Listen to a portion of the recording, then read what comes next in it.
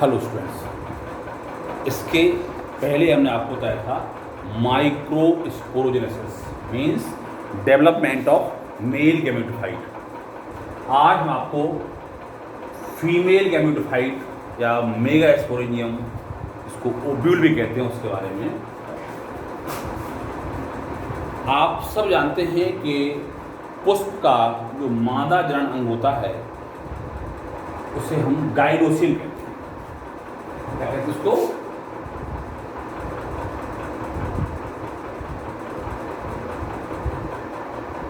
Gynoecium. और gynoecium जो होता है वो एक या अधिक पिस्टल से मिलकर बना होता है, अर्थात उसकी जो इकाई है वो होती है पिस्टल। क्या होती है? पिस्टल।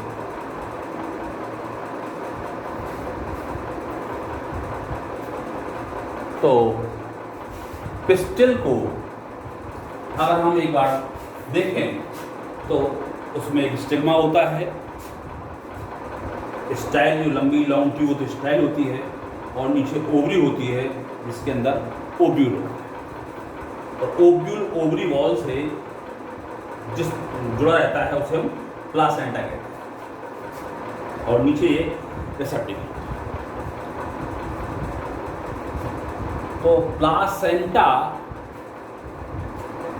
से जब ओव्यूल जुड़ता है तो इसे हम प्लासेंटेशन कहते हैं। Placentation means the attachment of the ovule in the ovary is known as placentation.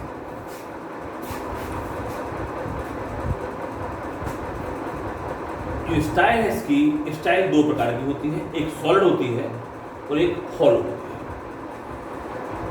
जब पॉलन के स्टेमा पर आते हैं तो वहाँ से पॉलन ट्यूब बनती है, और पॉलन ट्यूब इस हॉलो में होते हुई यहाँ आके माइक्रोफाइल के द्वारा फीड करती है। तो स्टाइल सॉलिड और हॉलो दोनों प्रकार की होती है। स्टाइल में भी सॉलिड और हॉलो।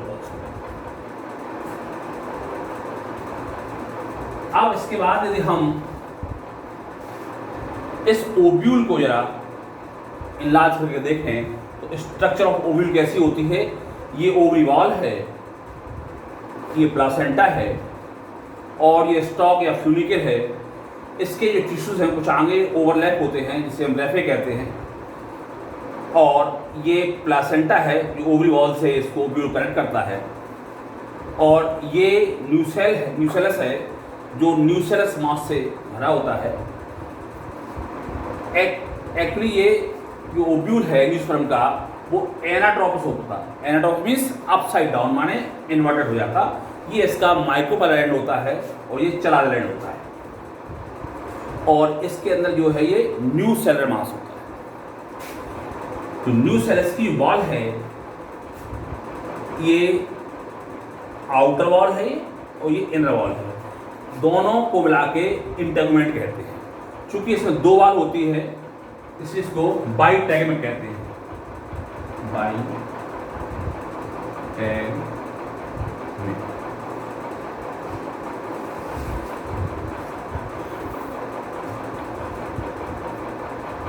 अब इसके अंदर जो न्यूसेलर मास होता है ये कम या ज़्यादा हो सकता है। अगर इसमें लेस न्यूसेलर मास है तो उसको टेन्यूई न्यूक्लिएट कहते हैं, और अगर ज़्यादा संख्या में न्यूसेलर मास है तो क्रेसी न्यूक्लिएट कहते हैं।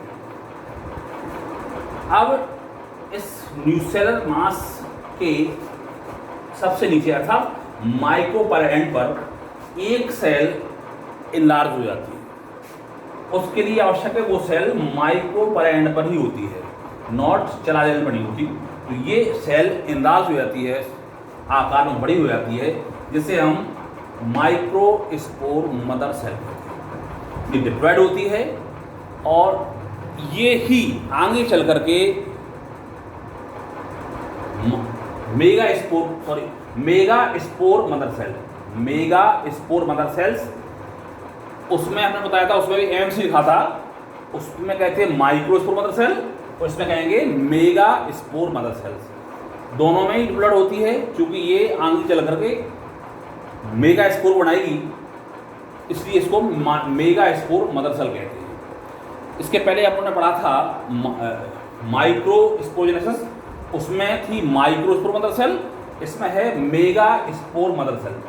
इसमें मियोसिस डिवीजन होगा और मियोसिस डिवीजन होने के बाद ये बनाएगी मेगा स्पोर। तो इस वीडियो में आपने एक बार ये देखा कि इसकी स्ट्रक्चर ओव्यूल कैसी होती है और किस प्रकार का ओव्यूल होता है। अगले वीडियो में हम इसके आगे मेगा स्पोर मदर सेल के बारे में बताएंगे, उसमें कैसे अर्थात मेगा स्पोरोजेनेसिस कैसे होता है, ये हम इसके अगले वीडियो में सुनेंगे। आप इसको नोट कर लीजिए और इसके बाद मैं इसको लिख कर के कॉपी पर दिखाइए। हम इसके बाद आपको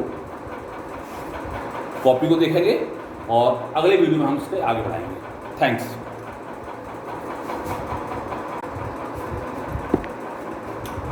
हेलो स्टूडेंट्स, के पहले हमने आपको बताया था फीमेल गैमेटोफाइट के बारे में और मेगा स्पोरेंजियम। आज हम बताएंगे आपको कि फीमेल गैमेटोफाइट का डेवलपमेंट कैसे होता है, डेवलपमेंट ऑफ फीमेल गैमेटोफाइट और एम्ब्रियो सेल। तो इसके पहले हमने बताया था कि जो न्यूसेलस था उसका एक सेल इनलार्ज हो गया था और इनलार्ज होकर के उसने माइक्रोस्पोर मदर सेल बनाया था। तो microspore mother cell is a diploid cell, 2n होता है। Megaspore mother cell undergoes the one meiotic division. इसमें एक अर्धसूत्री विभाजन होता है जिससे 4 हैप्लॉयड मेगा स्पोर बनते हैं और चूंकि ये संख्या में 4 होते हैं इसलिए इनको हम मेगा स्पोर टेट्राड्स कहते हैं। Megaspore tetrads are arranged in a linear manner, therefore these megaspores are called megaspore tetrads linear. क्योंकि हमेशा एक लीनियर होती है इसलिए इनको हम मेगा स्पोर टेट्राड्स लीनियर कहते हैं। तो 4 जो मेगा स्पोर है वो कैसे होते हैं, हैप्लॉयड होते हैं। उसमें से जो 3 मेगा स्पोर्स होते हैं वो डीजेनेरेट होते हैं, केवल एक ही मेगा स्पोर सर्वाइव करता है। तो 3 megaspores are going to degenerate and 1 megaspore is going to survive. तो ये सर्वाइव करता है और 3 डीजेनरेट हो जाते हैं। इसमें एक बात में ध्यान रखना, हमेशा जब भी हम माइक्रोस्पोर मदर सेल शो करें तो उसमें हमें and C for chalazal end, M for micropylar and, ये हमेशा हम आपको शो करना पड़ेगा हमें कि कौन सा रिएक्शन है, कौन सी क्रिया किस एंड पर हो रही है। ये शो करने के लिए हमें C और M हमेशा डिनोट करना पड़ेगा। ये चलाजल एंड है, ये माइक्रोपाइलर एंड है। तो ये जो 3 डीजेनेरेट होते हैं वो चलाजल एंड वाले होते हैं। जो 3 megaspores towards the chalazal and are going to degenerate and 1 mega spore towards the micropyle is going to survive। ये सर्वाइव करता है और 3 डीजेनेरेट होते हैं जो चलाजल एंड की ओर होते हैं, वो डीजेनेरेट होते हैं और माइक्रोपाइल एंड वाला सर्वाइव करता है। अब जब ये 1 मेगा स्पोर है वो हैप्लॉयड है और इसमें कैरियोकाइनेसिस होता है। हमने इसके पहले आपको बताया था कि कैरियोकाइनेसिस एंड साइटोकाइनेसिस। कैरियोन मीन्स होता न्यूक्लियस और काइनेसिस मीन्स होता डिवीजन। तो जब केवल न्यूक्लियस में डिवीजन होता है तो उसको कहते हैं कैरियोकाइनेसिस, और जब साइटोप्लाज्म में डिवीजन होता है तो उसको कहते हैं साइटोकाइनेसिस। तो there is only karyokinesis takes place, केवल कैरियोकाइनेसिस होता है। इसमें जो भी विभाजन होगा वो केवल न्यूक्लियस में होगा, साइटोप्लाज्म में डिवीजन नहीं होगा। तो this mega spore which has the haploid nucleus undergoes the 3 mitotic divisions। इसमें 3 mitotic divisions होते हैं। तो 3 mitotic division होंगे तो पहले mitotic division में क्या होगा, 1 से 2 होंगे, दूसरे में 2 से 4 होंगे और तीसरे में 4 से 8। तो टोटल संख्या इनकी हो जाएगी 1 2 3 4 5 6 8 जो है न्यूक्लियर हो जाएंगे। केवल चूंकि न्यूक्लियस में हो रहा है तो न्यूक्लियस ही दिखेंगे, साइटोप्लाज्म का डिवीजन नहीं होगा। तो चूंकि ये संख्या में 8 होते हैं इसमें न्यूक्लियस, इसलिए ये 8 लार्ज साइज का होता है, साइज बड़ा होता है इससे।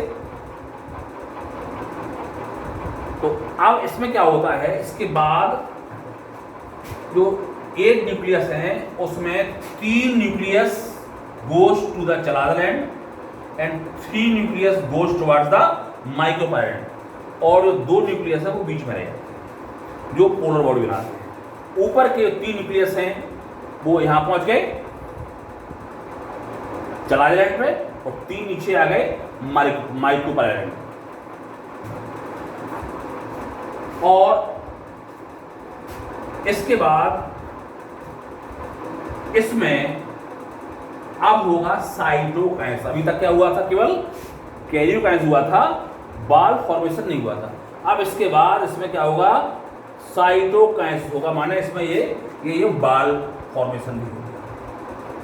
ऊपर ये 3 बॉल दिख गए और नीचे वाले 3 न्यूक्लियाई भी, इसमें बीच वाला जो है लार्ज साइज का हो जाता है, इसे एक्सेल कहते हैं।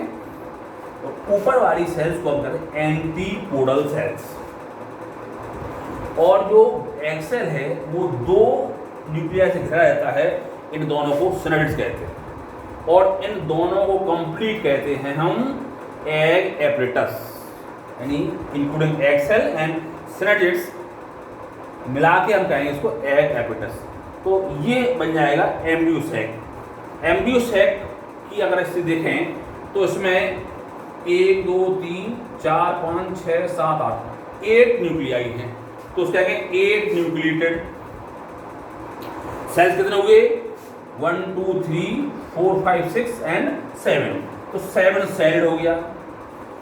और चूंकि ये एक मेगास्पोर से बना है, इसको कहेंगे monosporic. Monosporic 8 nucleated and 7 celled embryo sac. और जब 8 न्यूक्लिएटेड और 7 सेल्ड होता है, इस प्रकार के एम्ब्रियो सैक को हम polygonum type of embryo sac, polygonum type. तो ये हमने आपको बताया कि फीमेल गैमेटोफाइट का डेवलपमेंट कैसे होता है। उसको एक बार आप कॉपी पर लिख लीजिए, डायग्राम बना लीजिए और हमें व्हाट्सएप कर दीजिए, इससे हम देख सकते हैं कि आपने कंप्लीट कोर्स किया है नहीं। अगले वीडियो में आपको बताएंगे हम जो टाइप्स ऑफ ओव्यूल कितने प्रकार के होते हैं, ये अगले वीडियो में हम आपको बताएंगे। थैंक्स।